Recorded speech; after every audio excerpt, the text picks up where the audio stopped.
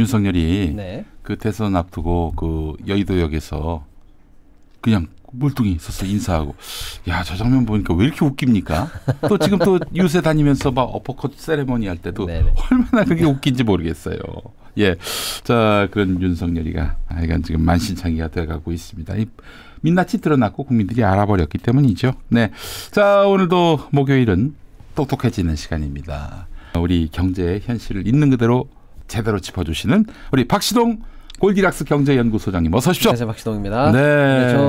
저 영상을 재밌게 봤는데요. 네. 사실은 저는 저게 남들은 좀 뭐 꽂아놓은 보리자루 모양으로 서 있는 모습이 그냥 우습다 하고 넘어갔는데 저는 저 장면을 저 당시에 심각하게 봤습니다. 아 왜요? 네, 왜냐면요. 예.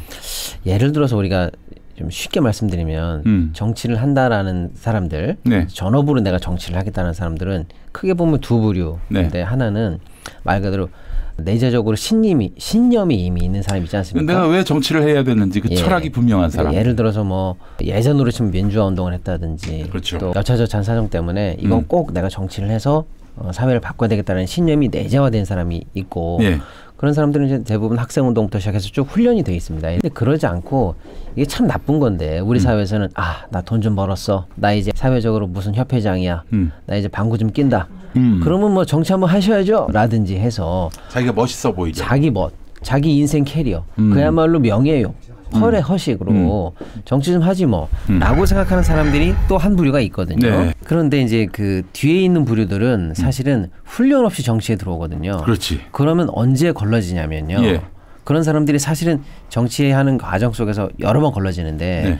하나는 이제 당내에서 경선이라든지 이런 걸 통해서 뭐 저런 준비 안 된 바보가 있어 이러면서 경선자들을 통해서 경쟁 내에서 자연스럽게 도태되는 경우가 있고요. 아주 우연히 이제 그런 1차적인 허들을 넘어갔다 하더라도 네. 시민 앞에 던져집니다. 그러면요. 그렇지. 그 몸이. 예. 그러면 민심의 바다에서 네. 정치가 쉬운 게 아니구나를 헌법적인 원리, 뭐 국민 주권의 원리 뭐 이런 거 몰라도 자연적으로 훈련하면서 체득됩니다. 예를 들면요. 명함을 들고 갑니다. 네. 안녕하세요. 뭐 저는 뭐 예를 들어서 본인 재산이 뭐 500억이야. 협회장까지 다 했어. 다 주위에서 대단하다고 하는데 그럼 내가 정치 좀 해보지. 거들먹거리면서 명함 들고 식당 딱 들어갑니다. 제가 국민의힘 뭐 무슨 후보입니다. 그러면요. 보자마자 찢어버리는 사람이 지금 같으면 80%입니다. 그렇지. 당신 말이야. 윤석열한테 말이야. 똑바로 말할 거야. 안 할 거야. 그따위 당에서 정치한다는 게 말이다. 그러면 그렇지. 저희 당이 뭘 잘못했는지요. 이렇게 숙이지 않거나 그러니까 숙이기 전까지 그런 망신에 망신을 당하면서 이게 민심이구나. 또는 반대도 마찬가지입니다. 민주당이 한때 이제 또 정권을 내줄 때 같이 인기가 없을 때는 역시 마찬가지예요. 그렇지. 그러니까 제 말씀은 그겁니다. 민심의 바다에 던져지면서 사실은 엄청나게 훈련이라면 훈련이고요. 네. 정치라는 게 무엇인지를 이 글이 아니라 실제로 배워야 됩니다. 그렇지. 그러면서 겸손해지기도 하고 기자들 상대로 하거나 하다못해 뒤로는 음흉한 짓을 하더라도 국민 앞에는 국민 여러분 하면서 이게 단련되는 모습이 어쩌면 뭐 보기 좋지 않을 수도 있지만 어쩌면 그게 사실은 민주주의의 원리입니다. 그 위선이라도 좀 떨었으면 좋겠어요. 바로 그겁니다. 그런데 위선도 안 떨어. 예, 그런 것을 그래도 단련되면서 국민 앞에 어느 정도 이게 좀 훈련된 모습으로 나와야 되는데 제가 저 모습을 보고 나서 훈련이 뭐고 아무것도 안 돼 있는 사람이 그렇지. 대권에 도전하는구나. 정치 권력 중에서 가장 큰 데를 바로 가는구나. 만약에 저런 뻣뻣한 자세로요. 구의원, 시의원 출마잖아요. 대번에 떨어집니다. 그렇지. 뭐야 이거? 이렇게 건방져. 너 인간이 돼서 와라. 그렇죠. 인사를 그따구로 해. 고 명함 하나 주면 그 앞에서 면전에서 문전박대도 당해보고 면전 앞에서 찢어보기도 하고 욕도 먹고 말이야. 그래서 사실 저는 훈련이 전혀 없는 모습. 그 말씀 인사도 못하는 모습을 보고 저는 정말로 이거는 민주주의가 전혀 체득이 안 된 사람이 뻣뻣한 채로 지금 최고 권력에 도전하는 거라 사실 섬뜩했어요. 윤석열이가 그 당선될 때 그 1년 전에는 여전히 윤석열은 검찰총장이었어요. 그러니까 정계 입문하고 1년도 안 돼서 대통령이 맞습니다. 된 거란 말이죠. 이때부터 저는 눈앞이 캄캄해졌어요. 이 나라는 이제 망조가 드는구나. 아니나 다를까. 아니 도대체 왜 정치하는지에 대한 철학도 없고 그리고 자기가 정치를 함으로써 또 대통령이 됨으로써 가져야 될 공적 책임의식이 무엇인지 아무런 관념도 없는 자가 대통령 되면은 좆되는 거거든요. 한마디로 좆되고 있어요 지금 나라가. 보십시오. 국민에게 대해 하는 그저 약간 고압적인 어투, 뻣뻣한 몸 가서 진짜 다정하게 오늘 출근길 얼마나 힘드십니까? 진심으로 요만큼이라도 국민을 생각한다면요. 그런 어떤 애민의 마음이 조금이라도 있다면 다가가서 인사라도 할 거 아닙니까? 근데 멀뚱히 서가지고 단 한 사람에게도 다가가지 못하는 저 모습을 보고 저런 고압적이면서 시민과 괴리되어 있는 사람이 민심의 바다에 한 번도 던져져 본 적이 없는 사람이 그렇지. 바닥에 땅에 아니, 발이 정말 땅에 민심과 이 민생의 현장에 내려본 적이 없는 저런 사람이 이 잘못하면 대권을 잡겠구나 해가지고 저는 굉장히 섬뜩한 장면을 기억하고 있습니다. 저는 저 장면 때문에라도 절대 대통령이 될 수 없다라고 생각을 했는데 됐잖아요. 네, 맞습니다. 재앙이 시작됐습니다. 불행입니다. 네. 예. 자 오늘 박시동 소장님과 또 할 얘기가 많은데 지금 하여간 윤석열 때문에 총체적으로 나라가 지금 붕괴의 일로입니다. 그렇습니다. 그 금융시장이 대표적인데 오늘 아침도 보니까 뭐 하여튼 코스피 환율 엉망진창이고 지금 오늘 수능이라서 사실 1시간 늦게 주식시장이 개장됐는데 살짝 뭐 반등세란 얘기는 있습니다만은 이 흐름은 그렇습니다. 대세가 아니에요, 그거는. 자, 그 지금 또 일단 첫 번째 얘기는 이제 코스피 시장을 얘기를 안 할 수가 없는데요. 네네네. 저 자막 말고 한마디로 저는 금융시장 윤석열 때문에 녹아내린다 이렇게 좀 표현하고 싶은데요. 일단 상황을 좀 잠깐 설명드려볼게요. 일단은 이제 어저께 기준으로 전체 코스피 종목 중에서요. 85%. 85%? 이거 어마어마한 겁니다. 85%가 다 하락세였어요? 전 종목 중에서 코스피 종목 중에서 85%가 하락인데 하락이게 퍼센트가 중요한 게 뭐냐면 52주 신저가입니다. 전 종목의 85%가 떨어졌는데 얼마나 떨어졌냐? 52주면 1년이거든요. 최근 1년 새 가장 많이 떨어진 연저점을 어제 돌파한 날입니다. 아, 이게 전에도 비슷한 일이 있었습니까? 대재난이 있을 때. 아, 대재난이 있을 때. 아, 지금이 대재난이긴 합니다, 사실. 뭐 IMF. 저 글로벌 금융위기 2008년 예를 들어서 잠깐 말씀드리면 지난 8월 달에 엔캐리 트레이드 때문에 전 세계가 동시에 떨어진 날이 있거든요. 블랙 먼데이. 예를 들면 그때인데 지금은 우리는 그 8월 달 블랙 먼데이보다 지금 더 떨어졌어요. 하하. 그런 상황입니다. 아니 지금 미국은 트럼프 되고 나서 난리가 났잖아요. 상승세. 얼마나 심각한 상황인지 이제 제가 좀 말씀드릴 게 우리나라 전체 시총 2,000조가 어제 무너졌습니다. 2,000조. 예. 주식시장에 몰려있는 돈이 2,000조가 깨졌어요. 허허. 어제 그러니까 제 말씀이 그냥 뭐 어제도 오르고 내일도 내리고 또 어제도 오르고 내일도 내리고 하는 주식시장의 변동성 내에서 하루 이틀 떨어졌다고 지금 드리는 말씀이 아니고요. 어제부로 시장에 제가 볼 때는 이 시장 계속 보는 거 저희 같은 사람들은 좀 느끼거든요. 어제부로 판이 바뀌었다는 약간 좀 도장이 좀 찍히는 것 같습니다. 그래서 시총 2,000조가 무너졌고요. 삼성전자가 어제 마감가가 56,600원입니다. 아, 5만전자도 이제 위태로운. 5만전자도 이제 위태롭고요. 잘못하면 4만전자 밑으로 간다는 얘기가 그냥 하는 얘기가 아닌 상황까지 갈 상황이 돼 있습니다. 아니 세상에 뭐 아무리 폭락을 해도 삼성은 뭐 요동치 않을 것이다. 다들 그런 기대를 그렇습니다. 하고 있는데. 근데 지금 이런 상황이라는 걸 일단 말씀드리고요. 이게 단순히 뭐 하루 이틀 떨어진 게 아니라 시장 전체가 지금 거의 패닉으로 가고 있지 않나 이런 생각이 드는데 문제는 뭐냐? 큰 이제 원인을 좀 말씀드려 볼게요. 일단 외국인들이 냅다 팔고 있습니다. 아, 그래요. 자, 삼성도 계속 지금 팔고 있어요. 삼성은 뭐 어마어마하게 팔고 있습니다. 그래서 일단 삼성 파는 건 기본이고요. 나머지 시장에서도 떠나고 있습니다. 그러니까 이게 중요합니다. 내가 차익을 보니까 파는 이게 아니고요. 지금 외국인들이 파는 이유의 핵심 뭐냐? 한국 시장에 기대할 이유가 하나도 없다. 탈출이 먼저다. 거의 이 정도가 아닌가라고 저는 분석을 하고 싶습니다. 거꾸로 보면 그럼 왜 남아 있어야 되는데 라고 할 때 이유가 하나도 없어요. 한국 시장이 뭔데? 라고 봤을 때요. 경제가 좋기를 해. 그렇지 않습니까? 한국 기업들이 잘 나가. 수출도 잘 돼. 한국 경제가 역동성이 있어. 국가가 R&D 사업을 잘 하고 있어. 기술 선도하면서 뭘 하고 있어. 정부가 정책을 잘 해. 이런 게 하나도 없죠. 그 다음이 뭐냐? 대통령이 나서 지금 뭐 하고 있느냐? 안보 리스크를 키우고 있어요. 이게 보통 문제 아닙니다. 우리는 잘 모르지만은요. 트럼프가 당선되자마자 나는 임기 들어가자마자 우크라이나 전쟁 종식할 거다라고 얘기하는데 지금 윤석열 대통령이 지금 정신 나간 소리 하고 있지 않습니까? 지금도 우크라이나의 살상 무기 지원을 옵션으로 나는 검토하고 있다는 헛소리를 하고 있지 않습니까? 정말 참. 그러면 결국에는 우크라이나 전쟁이 종식되길 바라는 세계 얘기와 상관없이 자기 혼자 지금 덩그러니 불꽃을 쥐고 지금 전장으로 뛰어들겠다는 바보 대통령이 나왔다라고 보고 있는데 문제는 네. 북한이 거기 들어있거든요. 그래서 결국 남북 문제를 우크라이나로 가져갔다가 그게 다시 한반도로 불똥이 튀게 된다는 걸는 명확한 얘기거든요. 그럼 외국인들이 볼 때는요.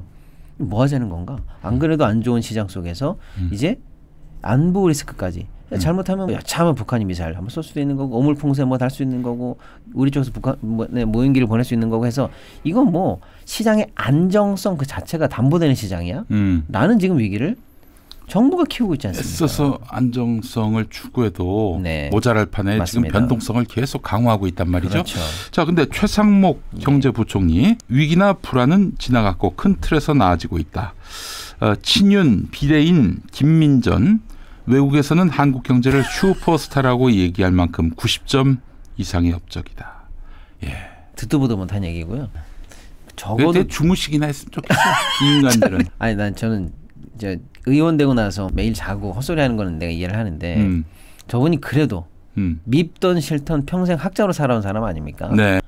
학자의 양심이라는 게 있죠. 국가가세에 지금 표본으로 지금 변모하고 있고. 김민전. 예, 김민전 교수. 저래서는 안 됩니다. 말도 안 되는 얘기하고 있습니다. 그리고 일단 문제는 트럼프 트레이드가 지금 계속 되고 있는데 네네. 한국 주식만 현재 한국 시장이 트럼프 트레이드의 가장 큰 피해를 보는 나라로 지금 꼽히고 있거든요. 그것만 보더라도 예. 트럼프하고 윤석열은 매칭이 잘 안 된다. 그렇죠. 이런 시장의 어떤 평가가 나오고 있는 거 아니에요? 맞습니다. 그리고 실제로 가만히 있다 보면 트럼프 정부가 들어서고 나면 한국 경제에 오히려 먹구름이 더 커지겠구나. 수출, 저번에 제가 말씀드렸습니다만 관세, 예. 뭐 우리나라의 주요 기업들이 진출해 있는 보조금 관련해서 보조금 중단 내지는 그런 거 등등등 해서 또 방위비의 압박, 또 한국이 어떤 식으로든 관세 관련해서 피해를 많이 볼 것 같다는 압박 등등등 해서 지금 악재가 쏟아지고 있어요. 네. 그게 이제는 그래 한국이 그 악재를 소화할 수 있나 없나 이렇게 쭉 보는 중에 사실상 한국이 현재 자력으로 이 위기를 뚫고 나가기 어려워지는 거 아닌가. 심지어 올해 경제 성장률은 2.5를 정부가 전망을 했는데 네. 경제 성장률은 원래 분모가 작년치입니다. 작년에 1.4였어요. 1.4라는 거는요. 유사일에 거의 뭐 아까 제가 말씀드린 재난 수준의 재난 상황에서 가능한 작년 거를 분모로 하고 올해를 다시 계산하면 적어도 2점대 후반대나 3이 돼야 겨우 평년치에 근접한다라고 할 수 있는데 지금 목표가 2.5였거든요.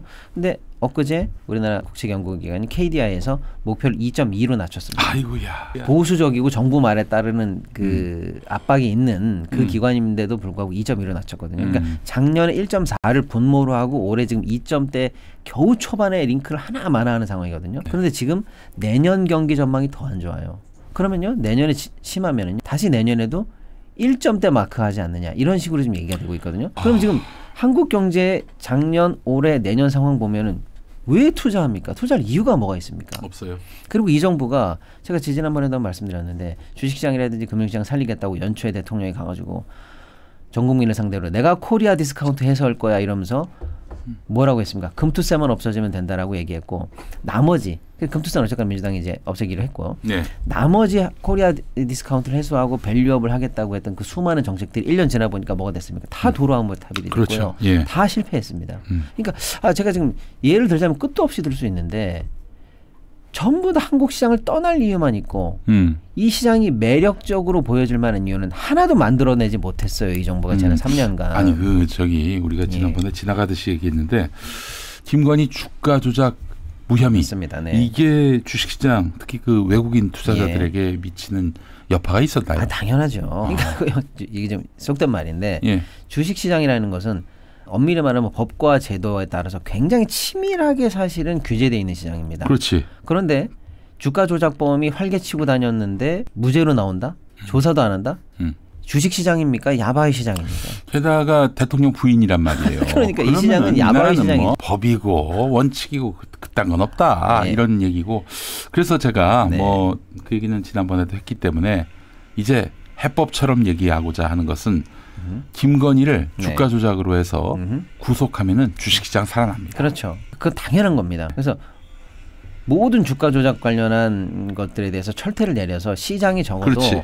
그 말도 안 되는 범법 세력들이나 작전 세력들은 이 시장에 없다라는 것 정도는 보여줘야 되는데 그럴 가능성이 이 정부 내에서는 없지 않습니까? 네. 빨리 끌어내리는 수밖에 없어요. 특검을 네. 가든지. 아무튼 그런 상황이 있고 피디님 말씀 주시니까 또 생각이 나는 게 공매도 같은 것들을 지금 사실은 그동안에 여러 가지 제도상 문제가 좀 있었던 건 있는데 그거 빨리빨리 수정하면 되거든요. 근데 지금 작년 11월에 기습적으로 공매도를 무기한 임시적으로 전면 금지시켜가지고 아직도 금지 중이에요. 그리고 외국 시장에서는 공매도가 없다라는 거는 그건 그냥 상상 자체가 안 되는 얘기거든요. 그러니까 우리나라 공매도 시장에서 조금 왜곡된 부분을 바로잡는 것과 네. 공매도 자체가 없다는 건 말이 안 되는 거거든요. 예를 들어서 자동차 사고가 많이 난다? 네. 교통법규 똑바로 하고 예. 안전 규정 올리고 차 튼튼하게 만들면 되는데 야 자동차 한국에 있는 거 다 없애버려. 거의 이런 느낌이거든요. 도로를 봉쇄. 도로 봉쇄고 이런 느낌이에요. 그러니까 지금 말도 안 되는 일이 일어났는데 이게 왜 구체적으로 영향을 미치냐면요.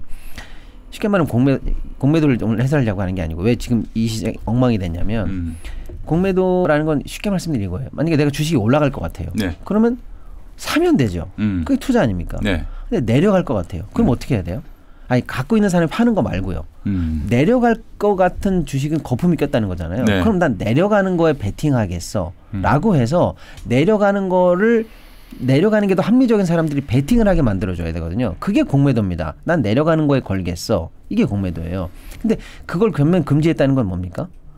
올라가는 세력들은 있는데 올라가려고 했던 사람들이 투자할 수 있는데 내려가는 사람들이 투자할 수 없는 시장이 됐다는 거는 한쪽 팔이 없다는 거거든요. 그러네. 그런 시장은 없는 거예요. 그래서 지금 이제 제 말씀은 이제 그래서 너무나 바보 같은 조치가 됐는데 문제 그 얘기하려고 하는 게 아니고요. 우리나라 시장 현재 지금 작살나는 이유가 쭉 말씀드렸는데 가장 또 이제 중요한 게 삼성전자가 어마어마하게 떨어지고 있거든요. 근데 삼성전자는 저번에 제가 설명해드렸습니다만은 그 자체로 이재용이 지금 정신이 나갔고 여러 가지 뭐 미스도 있고 해서 삼성전자 내부적인 문제도 있습니다만 삼성전자가 우리나라 시장에서 차지하는 그 비중이 어마어마하거든요. 그럼 잘 들어보십시오. 우리나라 시장 전체를 놓고 코스피에 대해서 숏 포지션 말하자면 난 좀 내려가는 거에 배팅하고 싶어라는 그런 금융시장에 참여하고 싶은 당연한 사람들에게 공매도가 금지가 됐잖아요. 그럼 그 사람들이 공매도가 공매도가 없을 때 어디다 배팅하는 줄 아십니까? 그 매도 포지션을 삼성을 팔면 코스피가 떨어져요. 제 말씀 이해가 되시죠?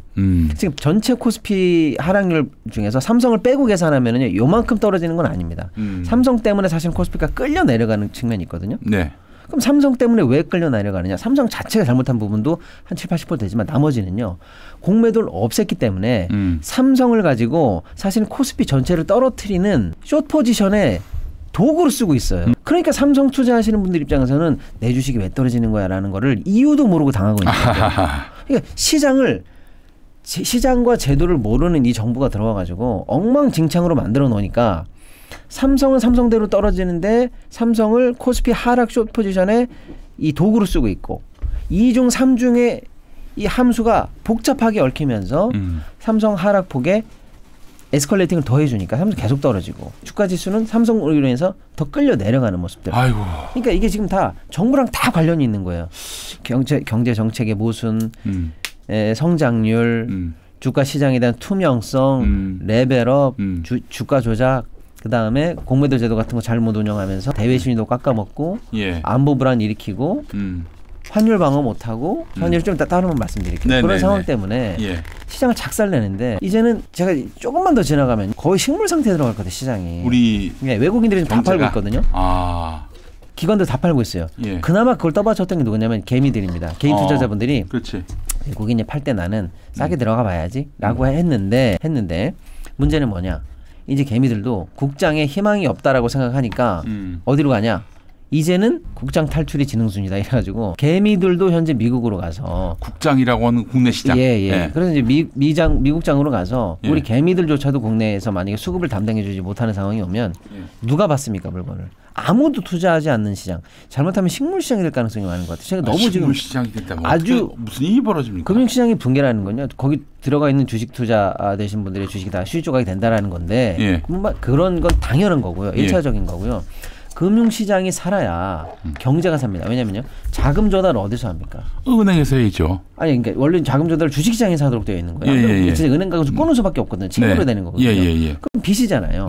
근데 건전하게 투자를 받아서 빚이 아닌 자금으로 자본을 확충해서 이제 투자했는데 뭐 예. 손실 나면은 뭐 그걸로 끝이지 뭐 예. 사실. 그러니까 이제 쉽게 말하면 금융시장이라는 것은 자본 조달 시장이거든요. 근데 그런 기능이 이제 마비될 정도까지 가면 경제 그 자체가 마비되는 거죠. 지금 아주 심각한 변곡점을 가고 있지 않나. 그러면 예를 들어서 항생제 내성이 만약에 생겨버리면 더 이상 항생제가 안 됐잖아요. 그렇죠. 예를 들어 암세포도 크다가 여기서 적절한 타이밍을 놓쳐서 막 3기, 4기 넘어가면 이제 손을 못 쓰지 않습니까? 네. 지금 우리 경제가 너무 걱정이 돼요. 좀 이런 말씀 드리긴 뭐하지만 지금 그 예를 들면 저라든지 예. 여러 학자님들이나 이런 분들이 여러 방송이나 각종 매체나 논문이나 기고문을 통해서 많이 경고를 했는데 그 경고가 들어가면서 조금씩이라도 바뀌어갈 때는 그나마 비판의 의미가 있는데 식물 상태로 넘어가거나 대침체에 이제 들어간다라고 하면은 이제는 백약이 부유한 단계까지 가면 정말 힘들거든요. 지금 그 변곡점을 넘는 것 같아서 너무 걱정이 됩니다. 아, 복원력도 없는 상황이에요 지금. 그러니까 그걸 걱정하는 거죠. 근데 사실은 지금 이 정권을 끌어내리는데 탄핵이냐, 임기 중단 개헌이냐, 자진 하야를 시켜버리자 뭐 여러 가지 얘기가 있습니다만 그 어떤 방법을 통해서라도 예를 들면 정권이 바뀌었다 칠게요. 그래서 새로운 정권이 들어와서 지금 트럼프가 바뀌지도 않았는데 선거만 끝났는데도 지금 미국이 들썩하지 않습니까? 아직 임기 시작도 안 했는데 그런 것처럼 정치가 바뀌어서 제도 좀 바꾸고 정치도 바꾸고 막 검찰 개혁도 하고 예를 들어서 뭐 했다 칩시다. 기관장들 막 다 잘라내고 합시다. 그렇게 해서 복원될 수 있는 우리나라의 민주주의의 복원도 쉽게 말하면 난망하지만 그것은 가능합니다. 제가 볼 때는요. 제도 바꾸고 기관장들 바꾸고 예를 들면 방통위원들 다 바꿔가지고 방통위 건전하게 만들고 충분히 가능하지 않겠어요? 그렇죠. 예. 잘못된 거 다시 재의결하고 다시 수정하고 민영화했던 거 예를 들어 YTN이라든지 뭐 이런 거 다시 한번 재논의하자. 뭐 얼마든지 가능하지 않겠어요? 네. 사람들이 잘 모르는데요. 경제의 복원력이 더 오래고 깊습니다. 경제가 급변치면 안 돼요. 아. 이게 사이클이 깁니다. 그러니까 지금 우리가 만약에 침체에 초입에 들어가서 이제 거의 침체에 들어갔다. 그럼 이걸 다시 복원하는데 정치적 복원보다 2배, 3배, 4배가 더 걸려요. 일본은 몇 년 걸렸죠? 그러니까 잘못하면 30년 간다는 겁니다. 근데 지금 우리가 표피적인 것만 잘못하는 게 아니라 잠재 성장률 등등등 해서 근본적인 것까지 지금 다 우리의 이 경쟁력을 다 깎아먹고 있거든요. R&D, 이 최첨단 기술자들, 해외 유출, 우리나라 주요한 설비 투자자들, 반도체, 자동차, 2차 전지 같은 거 다 미국으로 뺏겨가지고 지금 우리 일자리도 없는 상황. 그래가지고 이게 사실은 복원에 굉장히 오래 걸릴 가능성이 많아요. 복원 한다 쳐도. 우리 매스 스토리지님이 소장님께 여쭤보고 싶은 게 있는데 뱅크런 가능성은 없는 거겠죠? 그거는 진짜 말로 이제 IMF급으로 대붕괴에 들어가는 거고요. 네. 안 좋은 시나리오의 제일 끝단에 있는 겁니다. 지금까지는 아직은 좀 입에 올리고 싶지 않을 정도로 시나리오 중에 최악의 시나리오죠. 최악의 시나리오지만 그런 일이 절대 있을 수 없다라고 말할 수는 없는 상황이다. 이제 그 시나리오의 시작은 이제 유동성의 위기 그러면서 1군 금융 이제 약한 데서부터 고리가 터지고요. 그래서 이제 터지는 금융권에 채무가 물리고 물리는 채무가 시중에 다시 한번 유동성이 제 2차 위기를 가져오고 그 위기가 예를 들어서 이제 1군 증권회사나 1군 은행으로 번지면서 금융시장 전체에 패닉이 오면은 그 패닉을 잡지 못해서 이제 금융 소비자들까지 뱅크런에 나서게 되는 이런 것들을 가정한 시나리오인데 아직 거기까지는 아니고요. 그러니까 불이 났다 뭐 이런 느낌보다는 지금 가라앉는다 이런 느낌이죠. 뱅크런은 불나는 느낌이거든요. 저쪽 불나 우리 불 번지나 봐 이런 느낌이고 그게 아니라 그 옆집에서 불이 났다 이 정도 상황. 뱅크런은 약간 그런 느낌인데 우리 집까지 오는 단계에 이르러서는 그때 뱅크런을 염려할 수 있는 건데. 지금은 우리가 너나 할 것 없이 옆집 뒷집 문제가 아니라 대한민국이라는 큰 선박이 서서히 가라앉고 있지 않나 이런 게 지금 걱정입니다. 근데 지금 사실 뱅크런 염려 안 할 수 없는 것이 지금 그 채무가 급격하게 불어나고 있지 않습니까? 그렇습니다. 가계가. 그런 상황이기도 하고 또 지금 건설 경기도 맞습니다. 예전 같지 않고 그런 상황에서 이게 이제 갚지 못하는 상황까지 온다면 은행이라고 별 수 있겠어요. 그러니까 채무의 가장 약한 고리부터 터지지 않는가를 좀 관리해야 되는데 지금 사실 우리가 늘 지목하고 있던 게 부동산 PF거든요. 근데 지금 3년째 이 정부가 핸들링을 하고는 있는데 아직 해결이 안 되고 있어요. 줄지 않고 있고요. 그다음에 가계부채라든지 기업부채라든지 이런 악성화되고 있는 자영업자들 부채라든지 이런 것들 관련해서도 관리 하라 했는데 정작 관리 못하다가 지금 하반기 들어서 거칠게 관리하고 있거든요. 그러다 보니까 이제 오히려 이금융권 쪽으로 대출이 더 늘어가는 상황까지 해서 풍선 효과만 나고 있어서 이러지도 못하고 저러지도 못하는 지금 샌드위치 상황에서 꼼짝달싹 못하는 상황으로 가고 있다. 부채 관리는. 네, 알겠습니다.